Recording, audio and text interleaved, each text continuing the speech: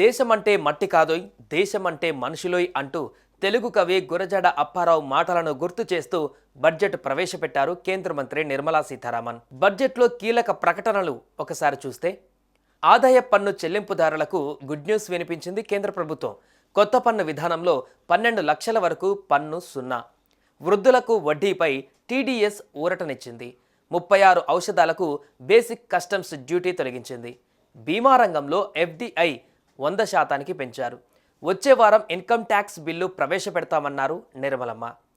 Gig వర్కర్లకు ఆరోగ్య బీమా కల్పిస్తున్నారు. కిసాన్ క్రెడిట్ కార్డుల పరిమితి 3 లక్షల నుంచి 5 లక్షలకు పెంచారు. కొత్తగా ప్రధానమంత్రి ధన్ ధాన్య కృషి యోజన కార్యక్రమంలో తీసుకువస్తున్నట్టు నిర్మలా సీతారామన్ ప్రకటించారు.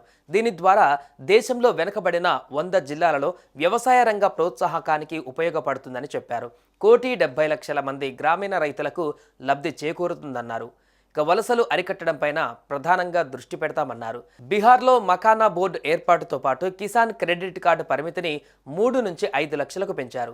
దేశంలోని 10 విస్తృత రంగాలపైన కేంద్రం దృష్టి సారిస్తుందన్నారు నిర్మలా సీతారామన్. వీటి ద్వారా వ్యవసాయ వృద్ధితో పాటు ఉత్పాదకత పెరుగుతుందని తెలిపారు. మంత్రి నిర్మలా సీతారామన్ 2025-26 కేంద్ర బడ్జెట్ను పార్లమెంట్లో ప్రవేశపెట్టారు. పోలవరం ప్రాజెక్టుతో పాటు విశాఖ స్టీల్ ప్లాంట్, విశాఖ పోర్టుకు నిధులు కేటాయించారు. బడ్జెట్లో ఆంధ్రప్రదేశ్కు సంబంధించిన కేటాయింపుల వివరాలు ఇలా ఉన్నాయి.